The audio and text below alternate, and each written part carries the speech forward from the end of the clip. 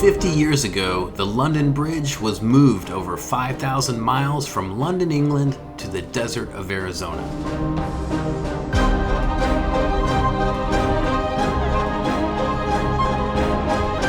Today, we're going to fly over it and learn more about how and why this unique event happened.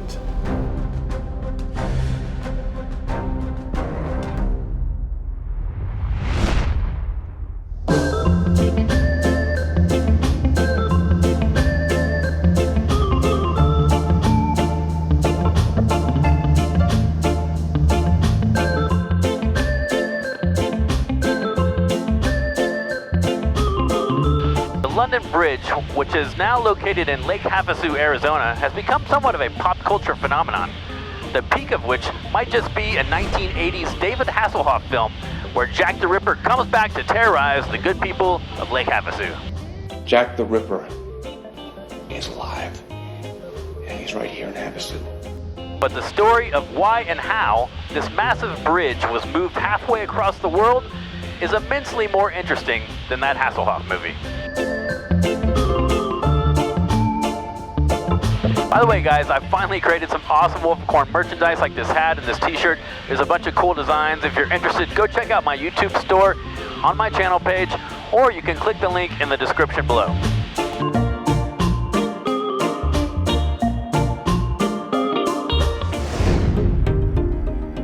Over time, there have been several versions of the London Bridge built, going all the way back to the 13th century.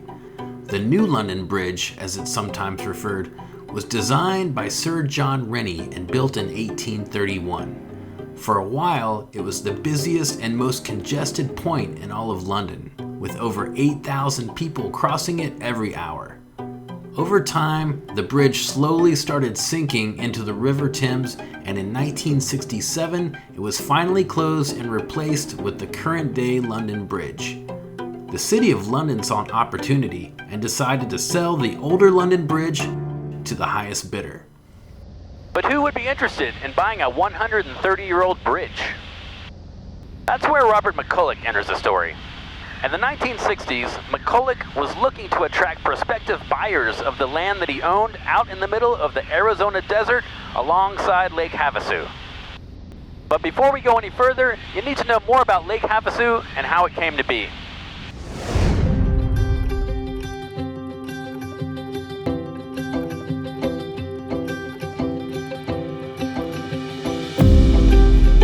This is the Parker Dam. In 1934, it was built on the Colorado River, which in turn created Lake Havasu. The word Havasu comes from a Native American word meaning blue-green water. While Parker Dam was able to generate hydroelectric power, the main purpose was to create Lake Havasu, which in turn became the water source for the newly constructed Colorado River Aqueduct, which would deliver water 240 miles to support the fast-growing population of Southern California. Alongside the newly formed Lake Havasu was a peninsula called Pittsburgh Point.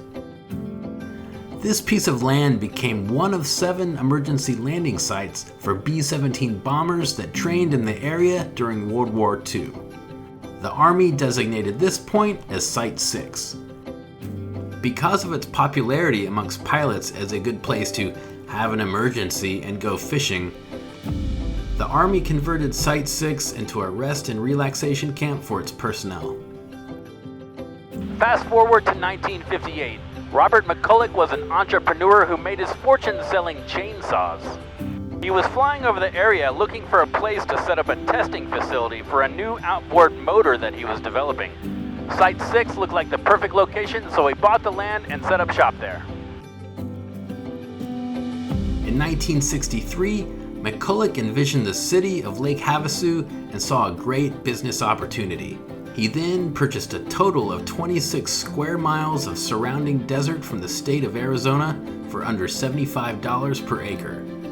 To help design the city, he brought in the former lead developer for Disneyland, a man named C.V. Wood. Together, McCulloch and Wood came up with a plan to bring their city to life. At this point, McCulloch had the land and the city layout. All he needed was to get some buyers to purchase his land and populate his city. He did this by getting several Lockheed Constellation aircraft to fly in potential buyers from around the country. Focusing on cold weather cities such as New York, Detroit, and Chicago, between 1964 and 1978, he organized over 2,700 flights and brought in 37,000 prospective buyers. Lake Havasu City is a community you should look into right now. And you can, with no cost to you. You'll fly free to Lake Havasu City aboard a giant 4-engine airliner from McCulloch's fleet with Electrajet flagships. You'll enjoy fine meals and accommodations. And you'll cruise beautiful Lake Havasu. It can be the most rewarding trip of your life.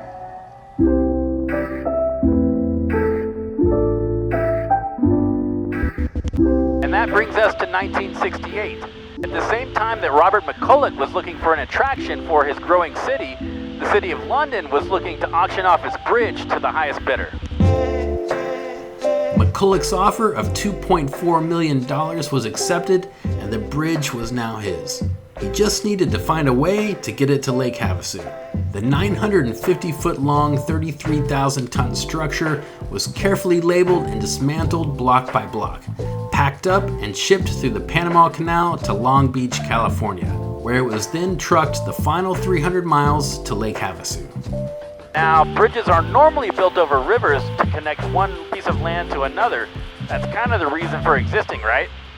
But at Lake Havasu, there was no river to cross, so McCulloch decided to build one.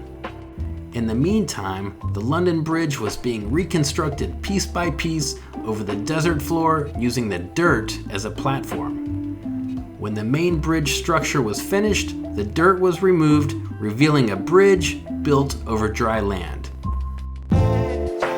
Over 2 million cubic yards of earth was then moved to create the river, which would then flow under the London Bridge, turning Pittsburgh Point into an island. After 3 years of deconstruction, moving, and rebuilding, the bridge was opened in 1971 in an elaborate ceremony. Since then, McCulloch's gamble paid off and the land sales in Lake Havasu increased significantly. The city's population went from just a few hundred in the 1960s to over 55,000 people today. The bridge has since become the second most popular attraction in Arizona, behind the Grand Canyon, with over 1 million annual visitors.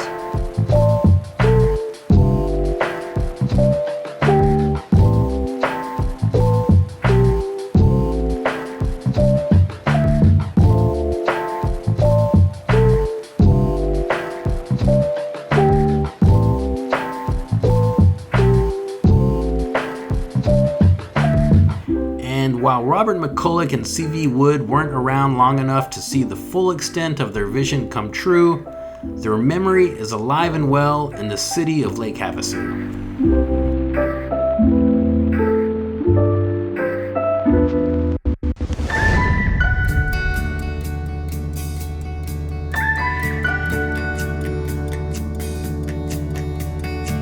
I want to give a special shout out to the Lake Havasu Museum of History. They gave me a lot of archival footage, which helped make this video possible. Anytime you're in Lake Havasu, don't forget to swing by and give them a visit. Well, I hope you guys liked this video. Please don't forget to hit that like button. It really helps out my YouTube channel. And if you haven't subscribed yet, please hit this little Wolficorn logo down there in the corner, and that way you'll know next time I make a video. Thanks again for watching. It's your viewership and support that keep this channel going. Head over to my Patreon channel if you want to chat and get access to exclusive content. Until then, I'll see you guys on the next adventure.